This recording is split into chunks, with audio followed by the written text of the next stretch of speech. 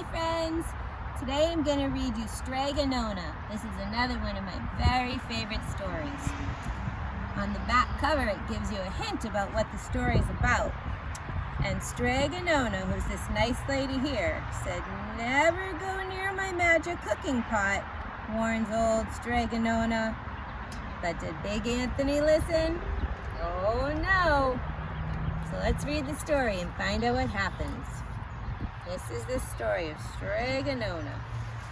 In a town in Calabria a long time ago, there lived an old lady who everyone called Strega Nona, which meant Grandma Witch. Although all the people in the town talked about her in whispers, they also went to see her if they had troubles. Even the priest and the sisters of the covenant went because Strega Nona did have a little touch of magic. She could cure a headache with oil and water and a hairpin.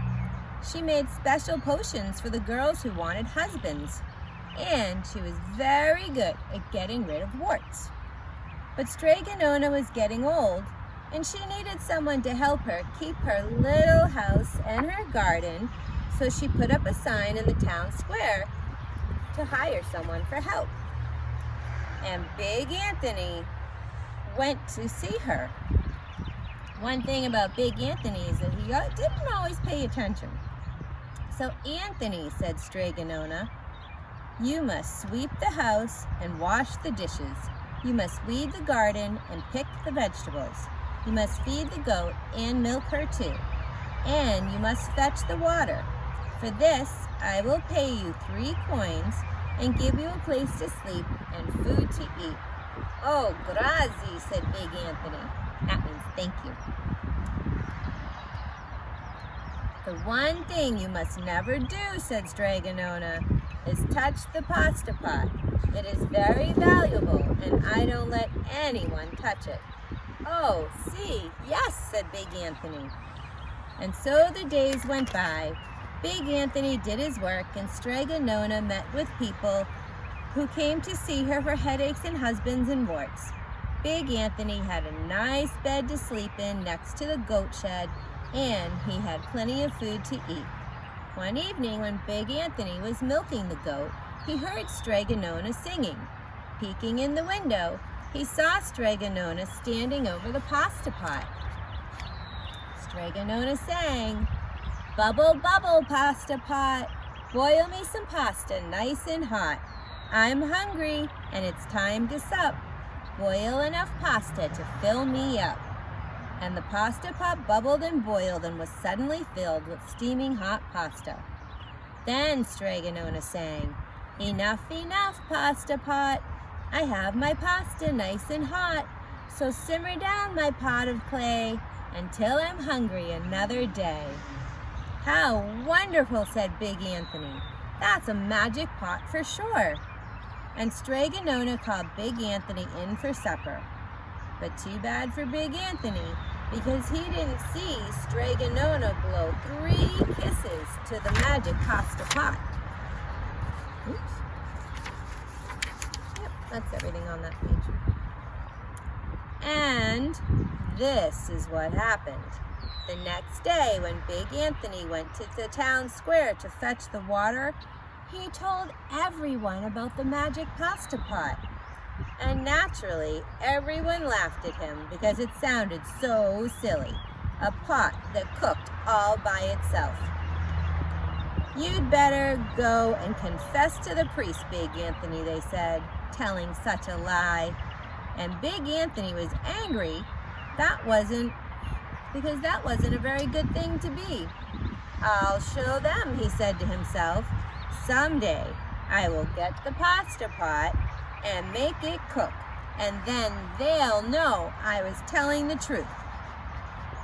That day came sooner than even Big Anthony would have thought, because 2 days later, Strega Nona said to Big Anthony, "Anthony, I must go over the mountain to the next town to see my friend Strega Amelia. Sweep the house and weed the garden, feed the goat and milk her. And for your lunch, there are some bread and cheese in the cupboard. And remember, please don't touch the pasta pot." "Oh, yes, yes, Strega Nona," said Big Anthony. But inside his head, he was thinking, "Ooh, my chance has come. I can use the pasta pot and cook for the people of the town, and they'll know I was telling the truth." As soon as Strega Nona was out of sight, Big Anthony went inside, pulled the pasta pot off the shelf, and put it on the floor. "Now let's see if I can remember the words," said Big Anthony. And Big Anthony sang, "Bubble, bubble, pasta pot, boil me some pasta nice and hot. I'm hungry and it's time to sup. Boil enough pasta to fill me up." And sure enough, the pot bubbled and boiled and began to fill up with pasta. And Big Anthony was so proud of himself. "Aha!" said Big Anthony. And he ran to the town square, jumped on the fountain, and shouted, "Everybody, get forks and plates and platters and bowls. Pasta for all at Strega Nona's house." Big Anthony has made the magic pot work. Of course, everyone laughed, but ran to get some forks and plates and platters and bowls just in case. And sure enough, when they got to Strega Nona's, the pasta pot was so full it was beginning to overflow. Big Anthony was a hero. He scooped out pasta and filled the plates and platters and bowls. There was more than enough for all the townspeople, including the priests and the sisters from the convent. And some people came back for 2 and 3 helpings, but the pot was never empty. When all had their fill, Big Anthony sang, "Enough, enough, pasta pot. I have my pasta nice and hot. So simmer down my pot of clay until I'm hungry for another day." But alas, he did not blow the 3 kisses. He went outside, and to the applause of the crowd, Big Anthony took a bow. He was so busy listening to compliments from everyone that he didn't notice that the pasta pot was still bubbling and boiling until a sister from the convent said, "Oh, Big Anthony, look!"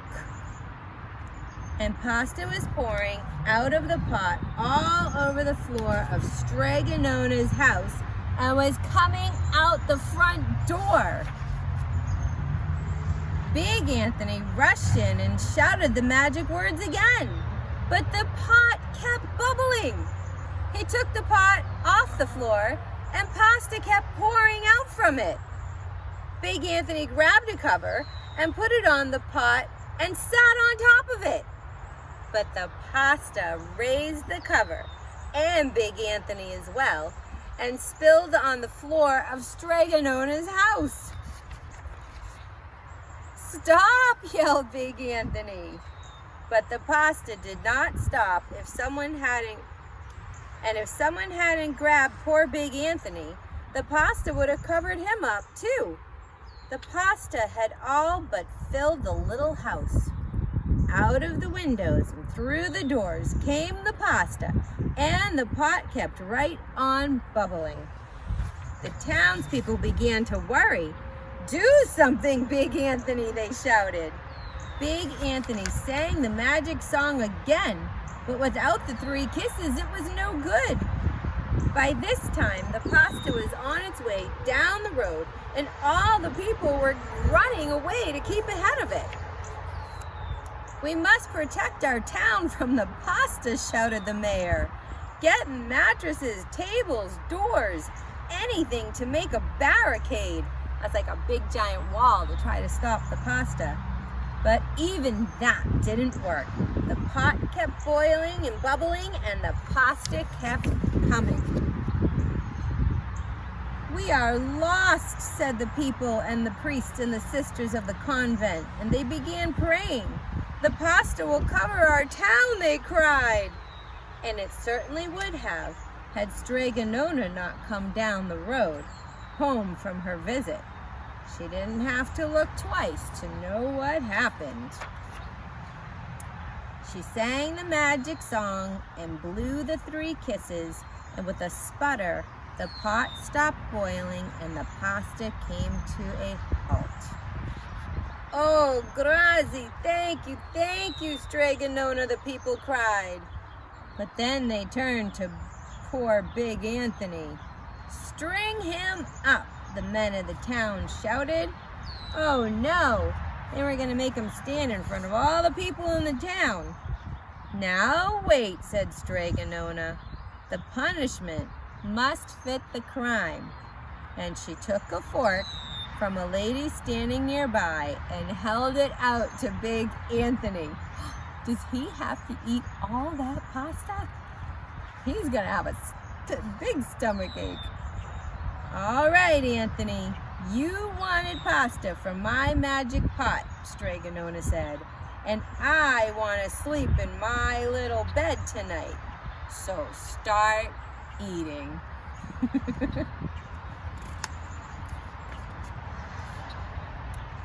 And he did.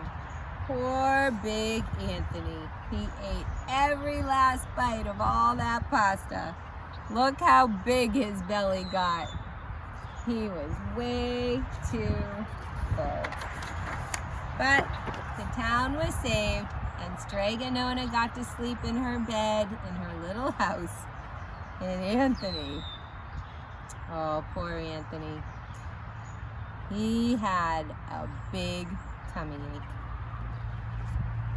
The end. Bye, friends.